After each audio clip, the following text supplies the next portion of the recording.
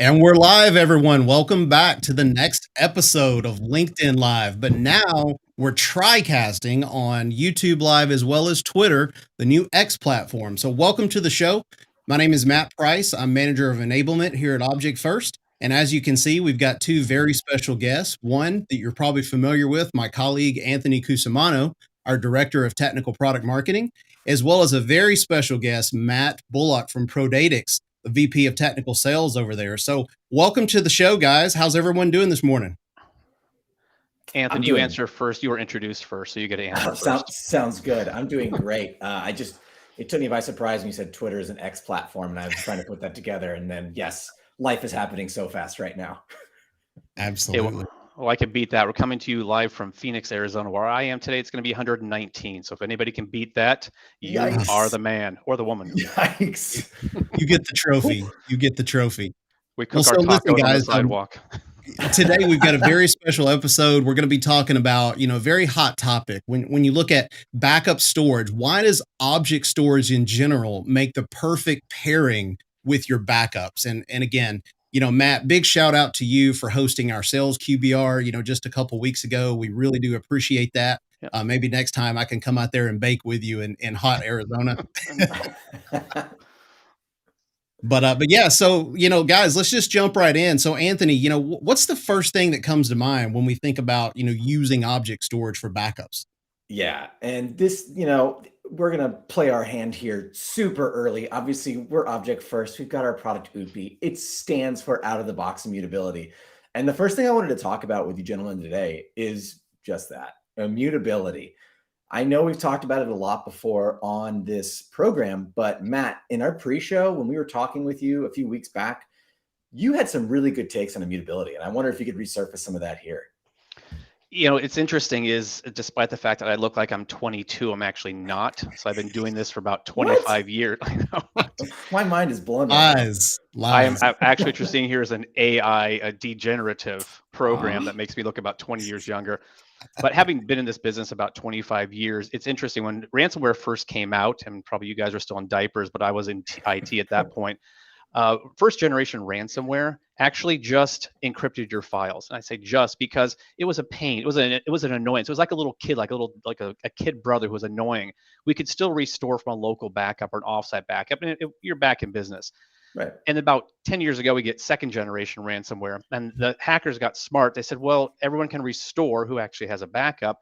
We need to go one step further or we're not going to make any money. So they started encrypting your local backups and deleting your local backups. And so if you didn't have offsite backup, you had to pay a ransom. But again, a lot of companies had that. And so now fast forward to about 5 years ago, and they got really smart, and that's why they're making $30 to $50 million a month now. We call it third generation ransomware. Well, they not only encrypt your local backups if they get your, through a phishing scam, they may get your credentials, but they're deleting your local backups and they're deleting the backups in the data center. And we've had customers in our Veeam data center that's happened to. And if Veeam or whatever program you're using gets a delete command, it will do it. And so what happens now is that your backups are deleted on site and off site. Tell me, how do you get your data back? There's only one way. You pay the money and hope it works. Immutability is the only proven way to stop that third generation ransomware from wreaking havoc on your life. So now they may encrypt your data, but they can no longer delete your backups. And that's why we partner with Object First. It just fixes that problem. You avoid the biggest hassle and the biggest potential for you going out of business. That's why it works. We've seen it happen in real time. It's interesting, Matt. You talked about, I love your kind of breakdown of the first, second, third generation ransomware. I'm a third generation Anthony Cusimano, and my parents treat me like the third generation ransomware. They threw money at me to get me out of the house. Nice. It's what's interesting to me is we keep having to reiterate and evolve the way we handle this threat in the data center. And, immutability is the move today to really lock down those backups and prevent them from being attacked and targeted and encrypted. But we hear a lot about things like zero trust, zero access, in addition to immutability. What's your take on those? Let me use one thing I'm going to talk a lot about today, because I live in the trenches all day long. We, as a Veeam and an Object First partner, full disclosure there, we deal with customers all day long and more than half of them come to us after an event. And what we like to say here at our office, unfortunately, it takes an event sometimes, Right. because we'll talk to customers and say, I don't care about your backup plan. I want to know what your recovery plan is. Anybody can back up. Correct planning, training, and testing is what yields the ability to come back in business. So everything's 0, 0, 0. The only way you can do a zero trust, the only way you can have zero problems is to do three things.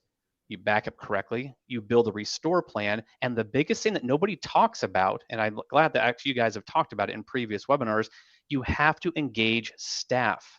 You can't Yes. just have IT team or the IT guys or girls as a silo.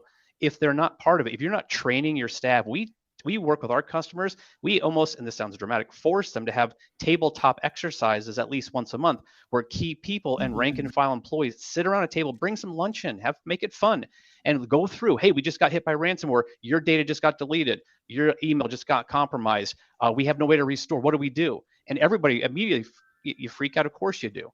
And by embedding in your employees, every employee, the zero trust, zero activity, zero errors, they then partner with the IT team, and we see those are the only customers who are surviving without paying for ransomware.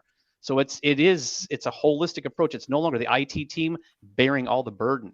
The zero concept has to be given and tested and trained for all employees. That's where you guys come in and make it powerful.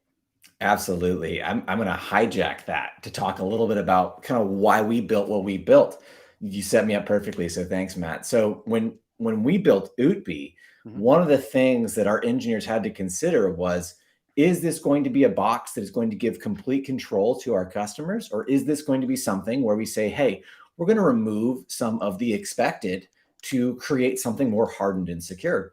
So we use zero access in the way we talk about our product, because we give zero backend access to root, zero access to the operating system, zero access to delete your own data on the box. And that's all by design. We realize that not everyone has the time to do those tabletop exercises, which I highly advocate you do make time for. And I want to talk more about that a little bit later. But if you are that person who is the sole hero of your IT department, you have to consider things like giving up some control to achieve a level of security, and partnering with companies that really put sort of that secure, hardened nature on the forefront, knowing that, yeah, not everyone can be that master of all things. Sometimes you just say, hey, I need a solution that fills in the gaps that we can't hire for, or we don't have the budget to achieve on our own. In addition to that, I do want to kind of get back into your tabletop exercises and specifically talk about the recovery side of things. One, I've been working on this white paper for months now, and hopefully it's out soon. I think I teased it in the last LinkedIn Live. I'm going to tease it again here. It will be out very soon. But it's all about the ransomware recovery scenario and what people go through when crap really does hit the fan. And one thing that just blew my mind was that because LDAP and Active Directory are now a big target that encryptors or malicious encryption software likes to go after, specifically because you can't contact your fellow IT employees via email, via Teams, via Slack, whatever you're using. They want to lock down all communication. They want to get rid of your address book. So one of the tips that I kept seeing over and over again is add all of your IT friends, add your legal team. If you have a breach counsel, which I want to talk a little bit about later, add them all on LinkedIn and have a secondary offline copy of your contacts, whether it's LinkedIn, your phone. Make sure you have the people you need to get in contact with when something does happen, because they're finding now that it's so easy to just create disruption by eliminating communication altogether. And, you mentioned these tabletop exercises. I'm curious, Matt, if you can give us a little bit more information on how someone could go about setting this up, or even thinking about doing this kind of practice. Sure. And what's interesting is I feel like I'm a pioneer. I came across the mountains. Having been doing this for a long time, I feel really old for some reason. Having done this for a long time, I've realized that we have, and we do it for the best of intentions. We all have great hearts. We overcomplicate things. Yes. Terribly. And the overcomplication, I'm going to make a new word, overcomplication. I love it. If you use it, I'm going to sue you. Overcomplication okay. of our IT environment is actually causing a lot of downfalls and problems. For example, we'll work with customers that come to us and say, hey, we just got hit by ransomware, or we believe we did, or we had a near miss. And we'll start talking about their environment before we even get into a backup or recovery plan. What is your environment? And by the time they get done explaining it, and they bless their hearts, they've got the greatest intentions, they're smart people. It is so overly complicated. My kid could log in and hack your environment. And not being facetious, he could, because it's too complicated. Yep. So the object first box in and of itself, let's just go there real quick. That is a very simplified. And the fact that you've locked a lot of stuff out, it's not because you're locking out the buyer of the box. It's like, I bought the box, I should get anything I want. No, you don't want that. You want a partner, a trusted partner, to work together with you to make sure that you both have double redundancy. A single person knowing everything is a single point of failure. So I bring that up because you actually brought up two great points in your topic a minute ago, your question you asked me. Please simplify your environment. Now, it can be super complex behind the scenes, but simplify the whole process so it's easy to explain in your tabletop exercises. Because when we work with our customers and we either sit down with them, or we do it virtually like this, or we write the whole plan up and let them go crazy and do it themselves, the whole concept is everybody has an assignment when, to use your term, the crap hits the fan. Everybody, whether you're the receptionist that answers the phone, you're the CEO, you're in the mailroom, who cares? When it comes to cybersecurity, everyone's an equal. Everyone's an equal offender, and everyone's an equal defender. They have to be. So when we sit down with customers, we will first write out the whole entire program. And there's actually it's a 3-point plan. Keep it simple. We write down exactly what everyone's job is during and after an attack. And also a little bit about how to prevent attacks at the beginning. Of course, we talk about phishing, email scams, and training, of course. That's the first part. The second part is you have to have a data champion at your company. And you use the term hero, it's interchangeable. We use the term data champion. The first question we ask customers is, who's your data champion? And we get a lot of deer in the headlights look. Why is that? No one thinks about that, relatively speaking. Some do. You have to have that person in your department, preferably an IT person or somebody that has IT acumen, to create, and we give them a form, and it actually goes through every single day. This form, we hand it to them, has their company name, has the date, and it lists all of their backup jobs, and next to it says pass or fail. And they have to go through there every once a day, once a week, once a month, whatever is their cadence, to actually test it. We train people, and then we train people who aren't doing it to understand how to read this document and go, okay, it looks like it was July 16th was the last clean backup. Okay, we know something bad happens, we can at least recover from July 16th. Now, if you need to do it every day, so be it. And then after that's done, we will actually simulate an attack with them and then see what happens. Because again, I use the analogy, I did a LinkedIn video not long ago, the analogy of you're in 35,000 feet in an airplane and you look out your window and you see the engine smoking. You don't want to hear the captain go, hey, does anybody know how to put out a fire? That looks really bad. I don't want to hear that. I'm freaking out as it is as a passenger. I want the captain to come over the loudspeaker and go, ladies and gentlemen, if you look out to your left, you'll probably see the engine smoking. Don't worry. We've got a complete process to handle it. I've been through this 100 times. I'm going to get you on the ground. You're going to get onto your vacation destination. Everyone's going to be okay. Please remain calm. I can do this with my eyes closed, my hands tied behind my back. That's the only thing I want to hear when I'm at 35,000 feet, because him and his team, or her and her team, have already, it's no big deal. Right. Unless your company is wired that way and everybody knows their part and they've been through it a couple of times, they're going to, excuse the expression, freak out, and they'll overcomplicate the problem, and you're more apt to lose your data and lose that window of recovery, and you'll be paying through the nose to get the decryption key, which may or may not even work. That's why the tabletop exercise pays for itself in spades. Again, bring lunch, whatever it takes, get them in, show them that their job depends on your data. And concluding point on that, one of the terms we use is your data equals your reputation. Companies need to learn that losing data can be a bigger hit on your reputation than it is on your data or paying for something. So everyone's involved now. If you're not, you're in big trouble. Yeah, I kind of look at it like, failing to prepare is preparing to fail, right? How many times has, people thought everything is rock solid with their failover plan and their DR strategy, and then DNS fails. DNS doesn't work because they never tested it, right? It's always DNS. Right. So it's like you truly do, to your point, Matt, you have to test A to Z, end to end. You've got to make sure all the contacts are accessible, to Anthony's point earlier, so that the business can stay afloat. And it's one of the things I saw actually Brad Lynch talked about the other day on one of Veeam's LinkedIn lives is, you can have secure backups, but if it takes you a week to recover, what does that do for the brand? What does that do for the business if your only option is downloading all that data, let's say from object storage in the cloud? Right. So that's one of the key strengths, that Ubi provides is not only do you have super quick access to it on-prem, but it's just as immutable and more so, arguably, than what they've sent up to the cloud because of what Anthony talked about earlier with the zero access out of the box.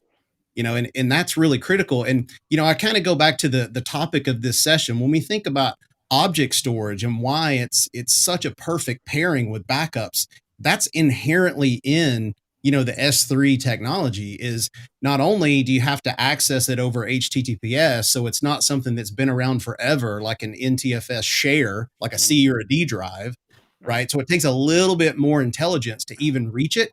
But then out of the box, there's no root level access to begin with anyway. So if anybody were to actually be able to reach out to it, even if they were the initial person who configured it, that data is still locked in an ironclad vault. It's interesting. You bring up a great point that, again, age has taught me.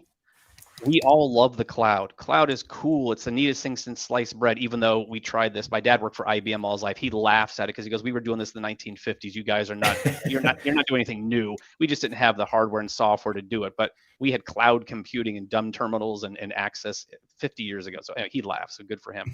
So we're on our basically fourth iteration of cloud. Everyone loves the cloud. We're all going to go to the cloud. Yes, cloud's awesome. We have cloud data centers. We back up and do replication to our data centers for our customers. Yay. But I'll tell you the number one reason that turned us on about the object first concept in the box, we'll call it the UTB box, is because it's always faster, more secure, and a higher level or probability of success to restore from on-prem. I talk to customers all week long, and again, bless their hearts, I'll say that 10 times, they have the right intentions in mind. We're moving everything to the cloud. We don't want anything on-prem. And I tell you, you know what? You stop scaring me. Yes, go to cloud. I will gladly help you go to cloud. But when your primary internet goes down, and I can't tell you how many customers we talk to who have a single internet connection and want to go 100% to the cloud. And I'm like, let's just write your obituary now, because your internet will go down. We right now, we work with customers. We now make it a requirement, a very soft requirement. If you want us to help you create a true cloud environment and a whole data protection package, we won't touch you until you have redundant 2 internet connections. So when your main primary internet goes down, of course, when will it go down? When you need to restore your data during an attack. Well, if you have the UPI box sitting over there that can't be deleted, can't be encrypted, can't be blown up, it's sitting right there. You restore from that with Veeam, you're back in business. Now you may have to reconnect to your cloud environment. Okay. But you have your primary operable documents. Because really, if you think about it, in the middle of a cyber attack or during ransomware, everyone goes crazy, hence the tabletop exercise. What is it that you really want? You want to be able to log into your computer, and you want to be able to access your documents, because customers, this sounds bad, you don't want to tell your customers you're in the middle of a ransomware attack. That's bad for reputation, which we talked about earlier. You need those files back as quickly as possible. So when your customer calls and says, hey, could you shoot me that invoice last week? Can you send that quote over to me? Meanwhile, you're sweating bullets and the whole world's on fire behind you. You go, no problem. You extract it from the object first box. You get that customer, they're happy, and you get back in business. If you can minimize your nervousness and nervous energy during a cyber attack, you'll win. Having an on-prem device is the way to guarantee to lower your blood pressure. People make mistakes when they're stressed out. The UPI box, and that's why we liked it from the very beginning, before we saw the technology. It's like we have to think on-prem and still love cloud. So I've preached my piece. Sorry. No, I love that you preach it. When we talk about 32110, and we do, like Matt Price and I, any chance we get, we're saying, hey, look, what we're building here is amazing and great, but you have to consider all of your options. I always tell the story, so apologies to our listeners if you've heard it a million times. I live in Florida, land of the hurricane. It gets very wet here. And there's nothing technology loves more than being submerged in dirty water. And that is exactly why you have to have that 3, 2, 1. Like the 1 is somewhere else.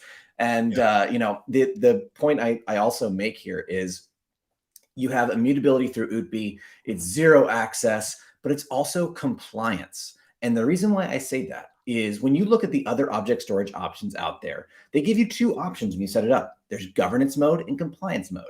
And it's very easy to say like, oh, governance mode, government, that's got to be cool. Well, what it means is it's governed by others. And anytime you have any kind of administrative privilege, that is a weakness in your chain. Because like you said, Matt, if you get phished, if someone gets that information, suddenly the person governing your immutable storage can make it no longer immutable. So these are all things you have to think about. And I hate to be this sort of, man with the sign picketing in the street saying the world's going to end, but you never know. Like your data needs to be immutable in every place that it resides, and it needs to be recoverable. And you have to test how long it's going to take to get back from cloud. If we have to restore it to a second data center, how long is that going to take? And in my research in my white paper, on average, a good ransomware recovery scenario is 3 weeks. That's a good one. On the bad side, 3 months. And that's assuming you either get the decryptor, you have backups. I mean, there's also the never option. You just simply go out of business and never recover. I don't know how that weighs into the time scale there, but there's a lot of things you have to think about. And I think that's actually why I want to talk about this last point. You hear a lot about data insurance. And Matt, you gave us a great rundown on data insurance. I'm wondering if you can repeat that for our audience. Yes, and I need to specify for you said compliance. From a legal point of view, I am not an insurance salesperson. I cannot sell you a policy. I got a friend who can do your car policy maybe, but that's about all I can do for you. So the term data insurance, and I certainly didn't invent it, but I've been using it for about 15 years. Yeah. Data insurance is basically the differential between what you can do for your own IT team, whether it's an outsourced MSP or it's your own group of IT people. It's a differential between what they can do from a time point of view and from an expertise point of view, and what's necessary to keep you minimize the pain when you do get attacked. Everyone will at some point to some level. And there is sometimes a very small gap there, and sometimes there's a huge gap. Again, we talk to customers. We're a Veeam partner and an Object First partner, and we're in the trenches all day long. We configure. We have a professional services team that configures Veeam, configures the UPI device. So they talk to each other. We set up your tabletop exercises. We do your offsite backup and do replication, whatever pieces you want. So we see this all day long. And what's happening is IT teams are becoming more and more and more strained for time, which you can't make any more of, right? It's our most valuable commodity. It's time. And when things get so busy in the day-to-day, taking care of customers, taking care of the employees, taking care of executives, new initiatives, new hardware, yada, yada, yada. One of the things we see that falls off the plate is data backup, data protection, believe it or not. Because I think, and it sounds mean, a lot of IT teams get busy and they almost set up backup as a set it and forget it. It's backing up. We're getting, it looks like it's backing up. When have you tested it? When have you spun up your backups to test that they actually can spin up? Okay, that's phase one. Phase two is when it's spun up, did you scan it for ransomware and malware so that you can truly have that clean backup? So all these things that are being left or falling off the table with busy IT teams, we introduced that term called data insurance. And data insurance is you bring in a partner, and of course I'll promote us, we're pro data, you bring in Object First, you bring in Veeam to put together a complete bulletproof, proven, tested plan. And that's why you work with a company like us and you. We've done this hundreds and hundreds of times. Highly unlikely a customer is going to call us and tell me something I've never heard before. Now they may have a unique take on it or a unique way that it affects their hospital, their restaurant, their construction company, whatever. But we've heard it before, that's what you want to hear. So we put together an entire plan for them and say, here's where your gaps are. And you need data insurance. You need the services and the device to bridge that gap, because when you get hit, we have to make sure there are no holes. You don't want to be Swiss cheese. My favorite cheese on sandwich. You don't want your company to be Swiss cheese. So you need to invest in data insurance by filling in those gaps with a trusted, proven partner, hardware, software, and services. And it's okay. We've had IT teams in the past who wanted to hold everything super tight and they didn't want any partners. I totally get that. Yeah. Interview whoever you end up working with and make sure that they can get your back, get some resume or get some testimonials, get some examples of work that they've done, and make sure they come in and provide that data insurance. Because without data insurance, you will have a 90% chance of going out of business. Because if you cannot get your data back, what do you tell your customers? What Yep. do you tell your employees? What do you tell the news media? What do you tell social media when they go crazy on your ransomware attack? You're buried. Partner with somebody who can provide that data insurance, fill the gaps, and stay in business and go make cool things happen. That's all we're saying. Yeah, I love I, it. I couldn't agree with you more either, Matt. And Anthony made a comment earlier about the 32110 rule, and we talk about the backups that land on UPI certainly are hardened, they're immutable, nobody can access them. They're there whether you like it or not until that immutability window lapses. But if they're not tested to ensure that what it is you're backing up is actually intact and functional, what good are they? So this is the whole point, and this is why, to your point about data insurance, testing and planning, making sure recoverability works so that you know that what lands on UPI is in fact recoverable to begin with. Right. And then when we look at the overarching data protection strategy going offsite, getting to the cloud, again, you want to make sure you've tested on-prem first to make sure what you're sending to the cloud is recoverable. So should you need that last line of defense at some point, you've got confidence to know it's recoverable. It's interesting too about the UPI device. It really brings to full focus what immutability, the dark side of immutability. Don't worry, I'm not going to scare you here. We're finding a lot of IT teams, and again, super busy, and there's a lot of newness with immutability. It's been around for a long time. It's nothing new. It's being done correctly now. So Right. what we're finding out is that a lot of IT teams don't understand how immutability works from I'll call it the time flag, whether it's a 7-day time flag, a 30-day, a 1-year time flag.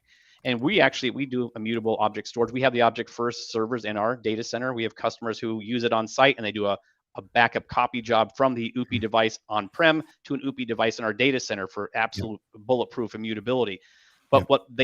what they need some help with, and we're happy to help people, is understanding how immutability works. Because we had a customer yesterday I talked to who thought it'd be great to put a 1-year immutability because that was compliant. Okay, that's fine. Oh no. But what he was doing a weekly full backup, and it had the 1-year immutable flag stuck to it.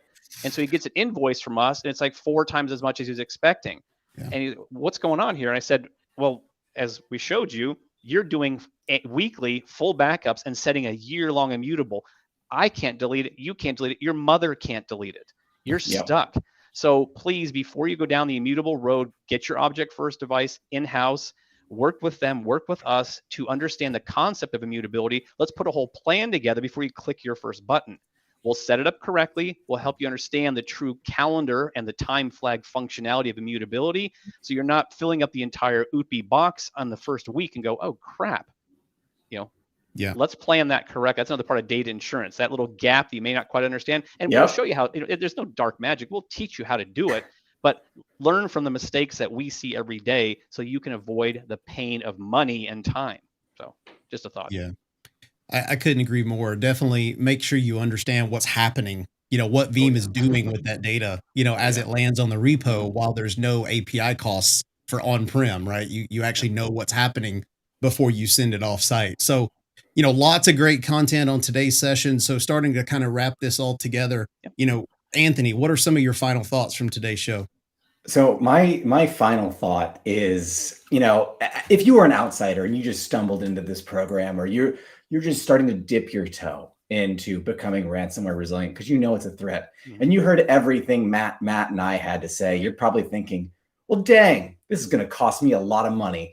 They're trying to sell me a lot of different services, products, a lot of different things I have to do now. This is going to blow up my life. But in all honesty, this is not something we would not tell you to do if we weren't willing to do ourselves. This is something that we absolutely practice what we preach. And let me tell you, in all the research I've done, those that have taken the time and the effort and the energy to really become ransomware resilient, to test, to practice, to stay on top of the latest news about threats, breaches, everything, they come out of this unscathed, and they end up saving millions of dollars by choosing to partner with vendors like Prodatics and Veeam and Object First. When you do that, when you choose solutions that are built around the idea of security and recovery, not just backup, but recovery and getting back to a good state, that's when you find that the money you put down is actually money saved in the long term. So I'm going to tag team what you say in my final statement here. When we talk to our customers, we tell them IT needs to be a profit center. Yes. And when they first hear that, they go, well, "No, we have to write you guys a check every month for your services or your office or your consulting or yada yada yada, whatever you do." I said, "No, unless we are helping you make money from IT, we are not the partner for you." And it's a bold statement, but with the experience that we've seen with bringing in the OOPI device, because it'll save your rear end, it really will save your bacon, whatever term you want to use. But you have to understand that you have to bring experience in. You have to invest the money now. It's all ROI. So Yes. if you set everything up correctly, like you're saying, Anthony, truly, I know this is not a sales pitch. We're not high pressure sale. We're geeks. We love what we do. We think this is cool stuff. I'm a kid in a candy store with technology. It is really cool what it can do. It's also it's a tool, but it's also a weapon, and it will be used against you. So again, dive in and get the knowledge, talk to a trusted partner who's been there before, put a plan together. And I think you'll find that if you do it correctly and you do it systematically and you train your staff and you buy the correct device for on-site, you do the correct services, you use Veeam, we think it's the best, that's why we use it. I think you're going to find out that your IT will become a profit center. And once you see that turnaround, I think your executives, you may have a hard time, IT teams have always have a hard time trying to convince executives and CFOs that we need more money for this. Once you present it that way and you can show them how it's going to make you money, everyone will buy in and you'll have a much easier, lower blood pressure lifestyle when it comes to the IT world and a ransomware attack. So anyway, that's my concluding salvo. And my name is Matt Bullock and I approve this message. So there you go. Right on, right on. I've got nothing else to add. You guys nailed it. My biggest takeaway, and I'll do a selfless, where's it at? The selfless plug, my own comment where it's failing to prepare is preparing to fail. Smart people everywhere, right? I mean, this could not be more true, from my perspective is you've got to test everything. You've got to make sure everything that lands on the box is truly recoverable, intact. You've gone through all the checks are there and you don't just rely on those green checks, from your backup jobs. You've got to do more. You've got to test things. You've got to make sure it's recoverable. So we've done a lot of talking today. And for those of you who haven't seen the OOPI box itself, I'm going to throw up a QR code now on the screen. It's literally called Box to Backup in 15 minutes. So scan this. This is a 5-part miniseries that Anthony and I did on YouTube that'll go all the way through opening up the OOPI appliance itself, all the way through landing Veeam backups onto it. Truly very simple. Matt, I know you've done this in your data center. Any comments on the ease of deployment of OOPI before we sign off? So I'll give you even a better testimonial than you're asking for. We use it ourselves and our reputation's at stake. If we don't protect our customers' data, we're out of business. And if I'm out of business, my wife will leave me. And I can't let that happen. So she'll hunt me down. And that sounds bad, but she will. Anyway, you can't do that. Let me put a last little plug in. Again, this is gonna sound really bad, but I mean it. Object First, you're the company that built the box and sells it. And it is the correct box at the correct time. But some people may look at it and say, okay, you guys are trying to sell me a box. Let me offer something to the listeners, viewers, whether live or when they see it, later and recorded.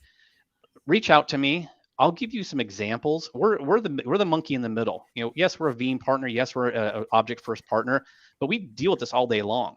And let me talk to you. Let me give you some examples of what works. I'm not going to try and sell you. I'm just going to say, here are some things that maybe you aren't doing. Let me do a quick little 5-minute interview of you and your company, and I'll give you some ideas. I think it'll eventually point back to Veeam and the OOPI box for a total solution, but let's not even go there right now. Let's put together a little 5-minute, basically self-aware and self-confession session. I'll lock the door. No one will hear us talk. And we'll put together a plan to put you and keep you in business. And then we'll plug in the pieces that'll make it happen. So anyway, I'm offering that just as the third party kind of person who does this all day long. We can help you. Give us a chance. If not, nothing personal. Listen, if you want to reach out to Matt for no other reason than every time I've talked to him, and I consider myself an expert in this stuff, I learned something new. So he's throwing out the line. You should take it because you're just going to learn something, if nothing else. And that's hugely important in this world. Absolutely. Thank Completely you very much. agree.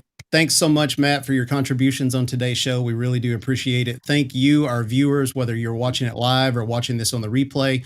If you'd like more information, about Object First, please visit the website, just objectfirst.com. You can see a live demo, check out the QR code for Box to Backup in 15 minutes on YouTube. Matt, what's your final thoughts on how people can get in contact with you? So we are Prodatix, prodatix.com. My name, matt.bullock@prodatix.com. And if you want a demo of the UPI device and you're afraid to call a company that built it, call me.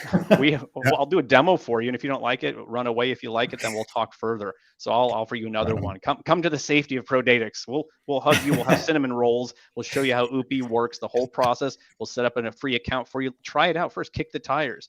Yeah. You're going to like it, and then contact Object First and buy a box for yourself. But come play in our sandbox first.